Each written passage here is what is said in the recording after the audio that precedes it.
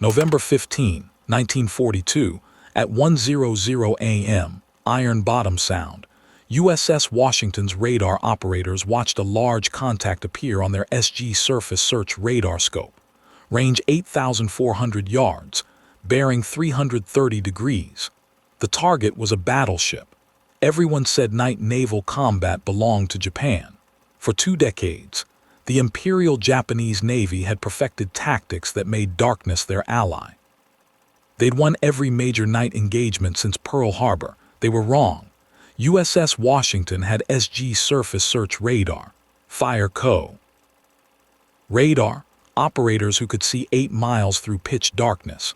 Japanese battleship had nothing, no radar, no electronics. Her lookouts strained to see through darkness. Her optical rangefinders were useless without light. This asymmetry would kill them. Before November 15, 1942, Japanese owned the night. 4 American heavy cruisers sunk at Island in 32 minutes. Admirals killed, destroyers burning. After November 15, 1942, American battleship destroyed Japanese battleship in 7 minutes. 9 direct hits, 0 American casualties. Night combat advantage reversed overnight. Naval warfare changed forever. How did one American battleship dominate a superior Japanese force using technology most admirals didn't trust? The answer sat on Washington's bridge. Rear Admiral Augustus Lee, 54 years old, Olympic champion, the only flag officer in the U.S. Navy who understood radar better than the engineers who built it. Japanese expected visual combat, standard doctrine since 1920. They had no idea Washington was tracking them on radar for 20 minutes. What happened in the next 7 minutes would prove electronics could defeat experience. But first, Lee had to trust technology no other admiral believed in. November 1942, Pacific Theater bleeding both sides. Guadalcanal campaign entering 5th month. Marines exhausted. Japanese launching desperate counterattacks. Henderson Field remained the key. Control the airfield, control the island. Stakes were existential. If Guadalcanal failed, the entire American offensive strategy collapsed. Island hopping toward Japan would be questioned. Years added to the war. Thousands more casualties. Recent failures painted grim picture. August 1942. Island. Japanese cruisers surprised Allied force. Sank 4 heavy cruisers in 32 minutes. 1,077 Allied sailors dead. American ships had radar. Commanders didn't trust it. October 1942. Cape. Americans used radar to achieve surprise.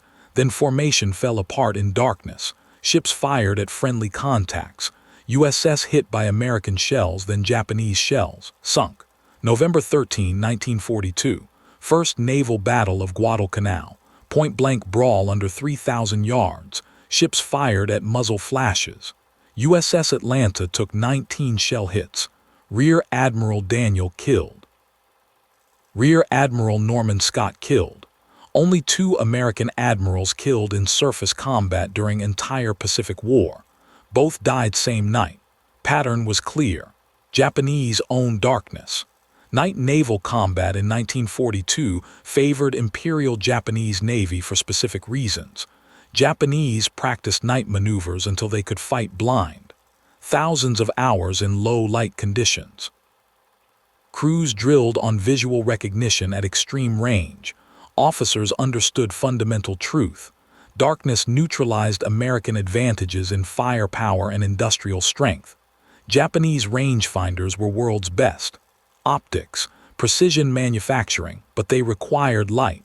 Starlight, moonlight, searchlights. Without illumination, they were useless. Japanese doctrine relied on searchlights for targeting.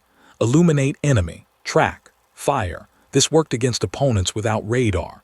Aggressive doctrine built around rapid torpedo attacks. Type 93 long-lance torpedoes, range 20 miles, speed 49 knots. Oxygen propulsion left no wake.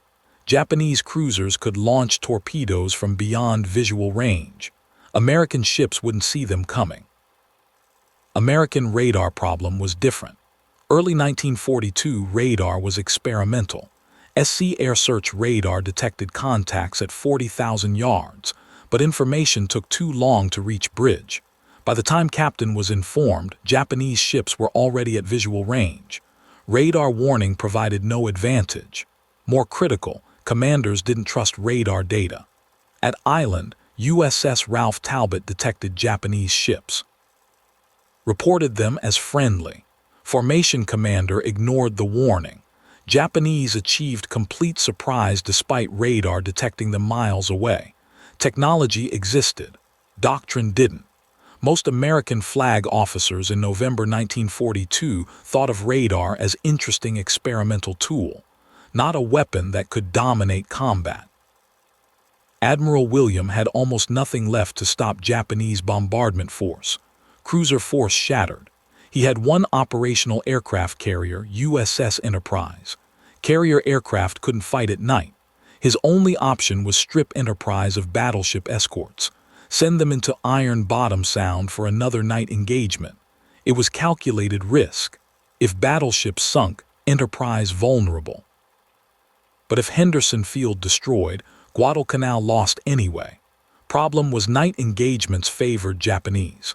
Most admirals were cautious about relying on radar completely. They'd been trained in era when visual spotting and optical rangefinders were only way to fight. Radar challenged decades of doctrine and experience. Standard thinking said radar is unproven technology. We need visual confirmation before opening fire. This thinking had gotten 4 cruisers sunk at Island. Admiral Lee was different. Lee understood radar because he'd studied it, worked with engineers developing fire control systems, examined British reports on radar-directed gunnery, trained his crews to fight using radar as primary sensor.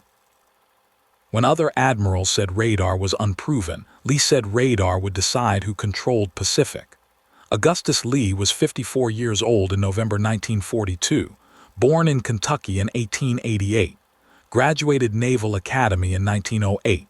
His expertise wasn't traditional naval skills. Lee was marksman. At 1920 Antwerp Olympics in Belgium, he won 7 medals in shooting, 5 gold, 1 silver, 1 bronze. Best American Olympic shooting performance ever recorded. More importantly, those 7 medals came from understanding ballistics, trajectory calculation, wind compensation, mathematics of accuracy. Lee approached gunnery as physics problem. He understood fire control systems weren't about sailors' instinct or officers' experience. They were about mathematics, geometry, trigonometry. Calculate target position, calculate shell trajectory, calculate lead angle, execute with precision. Radar was extension of that principle. Instead of using human eyes limited to visual range, use electronics that could see through darkness. Instead of guessing at range and bearing, use radar that provided exact data.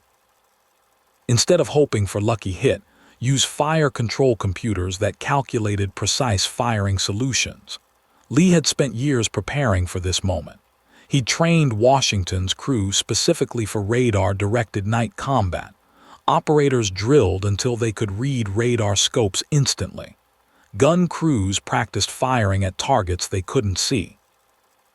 Officers learned to trust electronic data over visual observation. Now Japanese were coming to shell Henderson Field. Lee had 2 battleships, USS Washington and USS South Dakota, 4 destroyers, Task Force 64. Japanese had battleship, 4 cruisers, 9 destroyers. On paper, Japanese had numerical advantage, but Lee had radar. The question was whether electronics could overcome Japanese night fighting mastery. Task Force 64 entered Bottom Sound through channel, Washington leading. South Dakota 3,000 yards astern, 4 destroyers screening ahead. Lee knew Japanese were coming. Intelligence reports confirmed Vice Admiral was bringing bombardment force south. Battleship. Heavy cruisers and light cruisers and Sendai. 9 destroyers. Japanese plan was shell Henderson Field, destroy American aircraft, land reinforcements unopposed. Retake Guadalcanal. Lee's plan was intercept them using radar. Standard American doctrine said wait for visual contact before opening fire. Too much risk of hitting friendly ships in darkness. Lee abandoned that doctrine completely. He positioned Washington to use radar as primary targeting system. SG surface search radar could detect ships at 35,000 yards. Fire control radar could track targets and provide firing solutions without visual confirmation. This had never been done in combat. British had used radar-directed gunfire against shore targets, but never ship to ship. Never at night, never in chaotic ship engagement. Lee was betting everything on technology most admirals didn't trust. Washington's SG radar scope glowed green in Combat Information Center. Operators watched sweeping line paint contacts on circular display. At 11:17 p.m., radar detected Japanese destroyers entering sound from northwest, range 28,000 yards. Lee tracked them silently. Japanese had no idea American battleships were there. In 90 minutes, that ignorance would cost them a battleship. USS Washington's radar suite represented cutting edge of 1942 naval technology. SG surface search radar mounted on mainmast, rotating antenna, operating frequency 3000 MHz, could detect large ships at 35,000 yards, smaller vessels at 20,000 yards. Resolution good enough to distinguish individual ships in formation. Critical advantage was Japanese had nothing comparable. Their warships carried no radar. They were blind beyond visual range. Mark III fire control radar mounted on each main battery director. Could lock onto target and track continuously.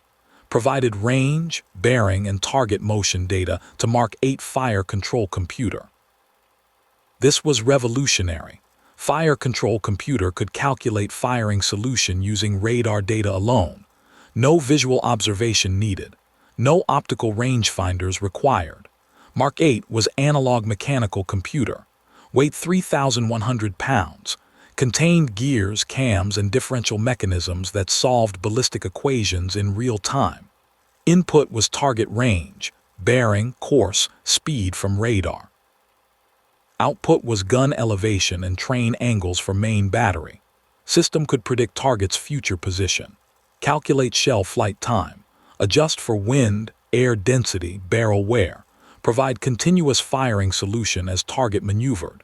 Main battery consisted of 9 16-inch guns in 3 triple turrets. Each shell weighed 2,700 pounds. Muzzle velocity 2,300 feet per second. Maximum range 36,000 yards. Rate of fire was 2 rounds per minute per gun sustained. At 8,400 yards, Washington's guns could penetrate any armor on.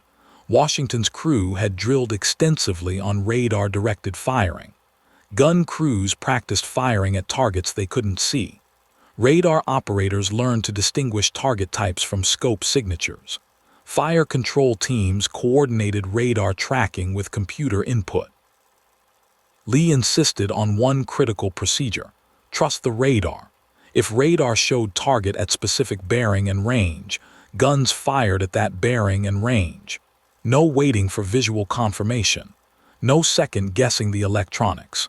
This violated every instinct developed through decades of visual combat, but Lee understood radar was more accurate than human eyes. Fire control computer calculated better solutions than experienced officers estimating by eye. Technology would prove superior to tradition. At 11:30 p.m., Japanese force maneuvered into Iron Bottom Sound. American destroyers engaged Japanese screening destroyers. Gunfire erupted. Torpedoes in water, chaos in darkness. Muzzle flashes lit horizon like lightning. Tracers arced across water. Explosions reflected off low clouds. USS took torpedo hit. Magazine exploded. She sank in 8 minutes. 82 men lost. USS Preston engaged Japanese destroyers point blank. Multiple shell hits. Fire spread rapidly. She sank at 23:42 hours. 117 men lost. USS took torpedo hit in bow. 60 feet of forward hull destroyed. She from action. USS damaged by Japanese gunfire. Still operational but effectiveness reduced. American destroyer screen effectively destroyed. Washington's crew heard explosions echoing across water, saw ships burning. New destroyers were dying. Lee held position, tracked Japanese force on radar, waited. 000 hours. November 15, 1942. USS South Dakota, the other American battleship, moved forward to engage. Her radar had detected Japanese cruisers. South Dakota opened fire at 017 hours. Japanese searchlights immediately found her, illuminated her. Every Japanese ship shifted fire to her. South Dakota's hull lit up like stadium under searchlights. 14-inch shells from 8-inch shells from cruisers, 5-inch shells from destroyers. Metal screamed. Armor sparked. South Dakota had electrical problems. Circuit breakers failed. Radar offline. Gun directors offline. Fire control degraded. She could barely fight back. She took 27 shell hits in 3 minutes. Japanese concentrated everything on her. Destroyers closed for torpedo attacks. On Washington's bridge, Lee watched South Dakota getting battered. Saw her illuminated by searchlights 5,000 yards away. Heard her guns firing sporadically. Washington remained dark, silent, invisible. Japanese were fixated on South Dakota. Their searchlights swept water looking for more targets. They never found Washington. Lee tracked them on radar. 100 hours. Large contact appeared on Washington's SG radar scope.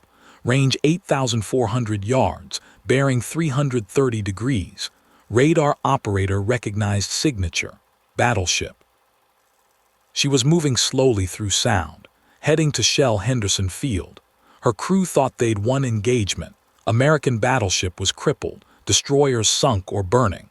They had no idea Washington's 9 16-inch guns were trained on them. In Washington's main battery plot room, fire control team input radar data into Mark 8 computer. Mechanical gears turned. Cams rotated. Computer calculated firing solution. Target, range 8,400 yards, bearing 330 degrees relative. Target course 110 degrees. Target speed 12 knots. Computer output gun train and elevation angles. Electrical signals transmitted to turrets. Turrets rotated. Guns elevated. Lee stood on bridge. Watched radar scope. Looked at darkness where was supposed to be. Saw nothing with his eyes. He gave order entirely on radar data. Commence firing. Washington was about to fire 9 16-inch guns at target nobody could see. 101 hours. Washington opened fire. First salvo. 9 16-inch guns fired simultaneously. Muzzle blast lit Washington like daylight. Shock wave rippled across water. Each gun recoiled 48 inches. 9 2,700-pound shells flew through darkness. Flight time 26 seconds. Nobody on Washington could see where they went. Radar tracked target. Fire control computer updated solution continuously. Second salvo fired before first salvo hit. 101 hours 26 seconds. First salvo arrived. Crew saw nothing coming. No warning. Darkness. Suddenly 9 16-inch armor-piercing shells hit their ship. Hit number 1. Main deck amidships. Penetrated. Exploded in engineering space. Killed everyone in aft engine room. Hit number 2. Forward superstructure. Demolished fire control position.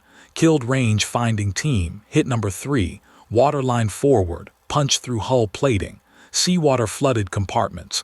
Captain had no idea where shells came from. Darkness.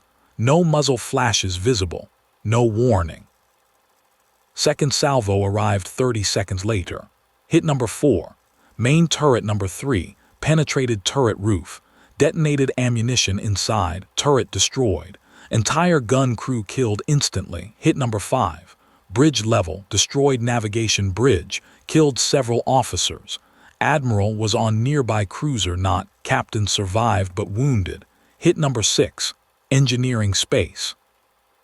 Another hit to engine room. Slowing rapidly. Washington fired 7 salvos in 7 minutes. 75 rounds of 16-inch ammunition. 9 direct hits confirmed. Confirmed hits were 4 hits to engineering spaces, 2 hits to superstructure, 2 hits to main battery turrets, 1 hit at waterline. Damage to was catastrophic. Rudder jammed. She could only turn in circles. All power lost to aft section. Flooding uncontrolled in 3 compartments.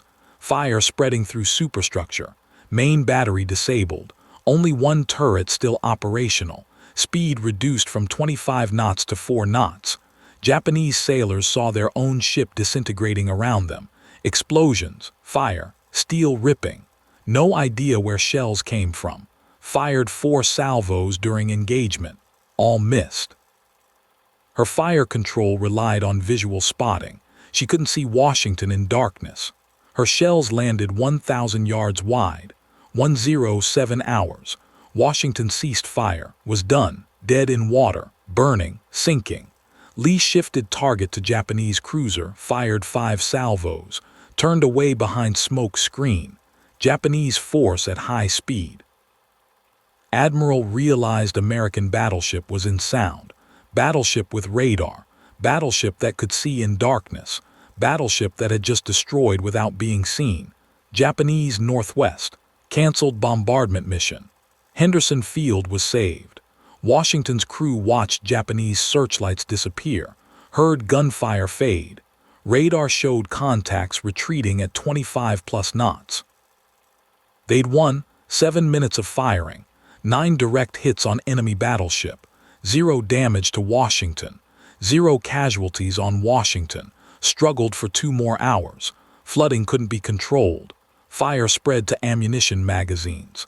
Captain ordered abandoned ship at 2:30 hours. Sank at 3:25 hours on November 15, 1942. Position 9 degrees 5 minutes south, 159 degrees 52 minutes east. Bottom depth 2,500 feet. Washington's victory had just changed naval warfare forever, but it would take months before anyone understood the magnitude. November 15, 1942. Dawn. Task Force 64 from Bottom Sound. Japanese force fled northwest to Rabaul. Henderson Field undamaged. 0 bomb craters. 0 destroyed aircraft. Marines flew missions that morning against Japanese transports trying to reach Guadalcanal. Sank 7 transports. Killed thousands of Japanese troops before they reached shore. Japanese attempt to reinforce and retake Guadalcanal failed completely. Strategic situation reversed. Before November 15, Japanese could bombard Henderson Field with impunity at night. American forces couldn't stop them. Marines on Guadalcanal were isolated and outnumbered. After November 15, Japanese couldn't risk capital ships near Guadalcanal. American radar gave decisive advantage in night combat. Marines held the island. Tactical consequences were immediate. Japanese Navy never again attempted to use battleships to shell Henderson Field.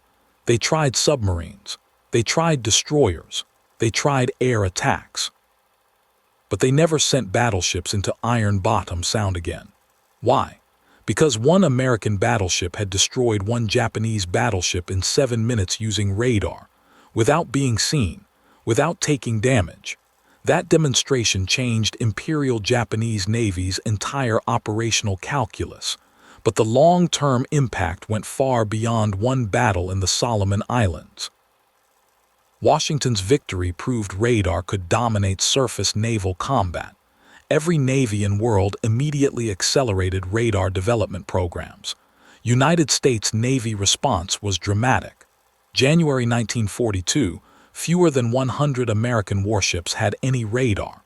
January 1945, virtually every American warship had multiple radar systems. Fire control radar, air search radar, surface search radar, identification systems. Ships carried 6 different radar systems, each optimized for different functions. The electronic equipment became as important as the guns. British Royal Navy already had radar but accelerated integration into fire control systems. Type 271 surface search radar. Type 284 gunnery radar. Every major warship retrofitted. Soviet Navy began crash program to develop indigenous radar. They'd relied on British and American equipment. After Washington's victory, ordered domestic production prioritized. Even Japanese Navy, despite losing, attempted to catch up. They developed Type 21 air search radar and Type 22 surface search radar. But they were 2 years behind American technology. They never closed the gap. The transformation happened remarkably quickly. In January 1942, fewer than 100 American warships had any kind of radar. By January 1945, virtually every American warship had multiple radar systems. Ships were designed from the keel up with radar as primary sensor. Tactics and doctrine were rewritten around radar capabilities. The era of visual range combat ended. The era of electronic warfare began. Japanese investigated what happened. Admiral filed detailed after-action report. He described American battleship appearing from nowhere, destroying in minutes, disappearing back into darkness. Japanese naval intelligence analyzed the engagement. They concluded Americans had developed superior radar technology. They understood Washington had seen without being seen. They recognized this represented fundamental shift in naval warfare, but understanding the problem and solving it were different things. Japan lacked industrial capacity to mass-produce advanced radar systems. They lacked trained technicians to operate and maintain complex electronics. They lacked doctrine for integrating radar into tactics. Japanese response was modify existing tactics, avoid night engagements with American forces when possible, use submarines for supply runs instead of surface ships, rely more heavily on air power. These adaptations didn't solve fundamental problem.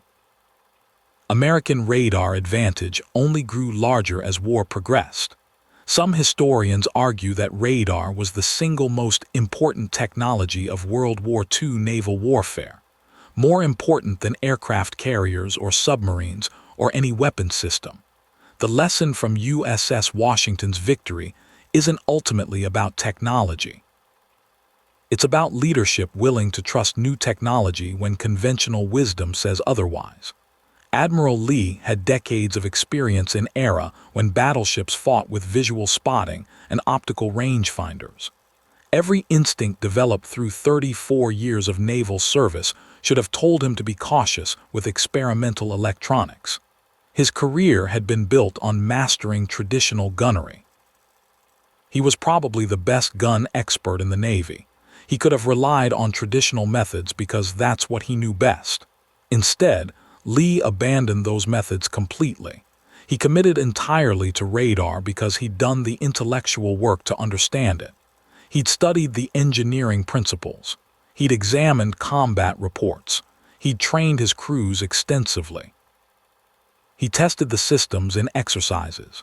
He knew radar would work because he did it through study and practice.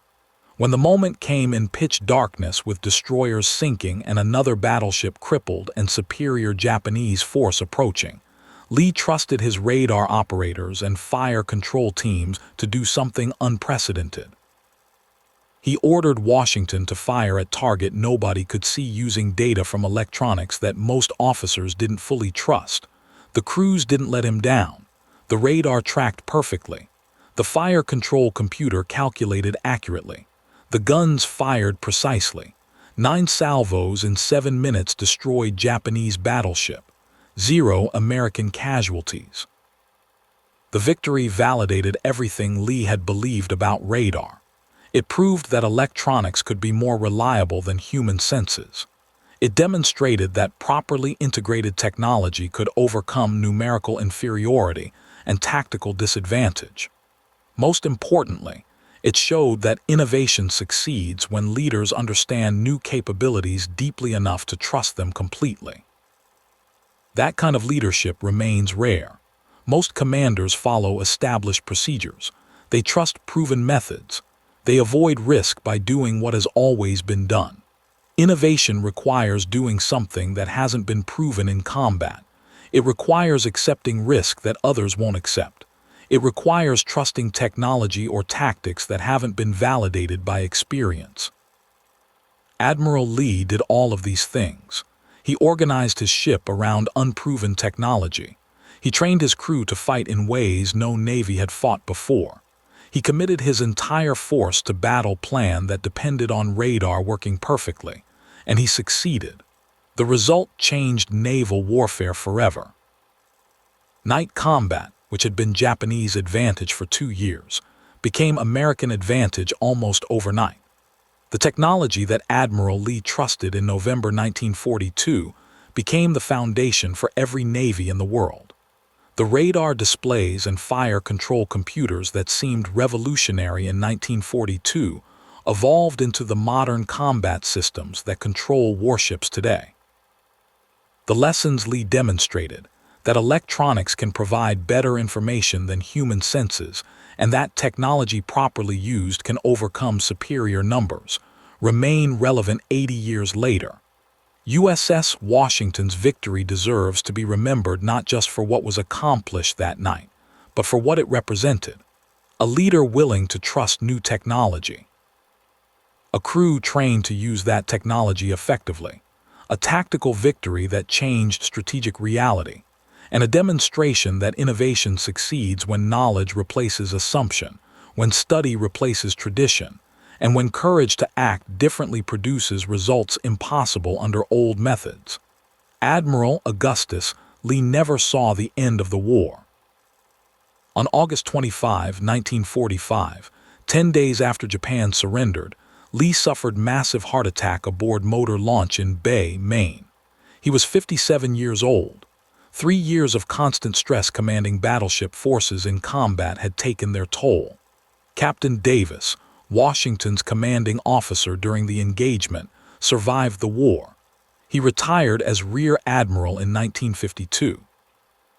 He died September 9, 1984 in Bethesda, Maryland at age 92.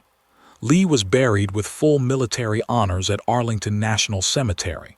His grave is marked with simple white marble headstone.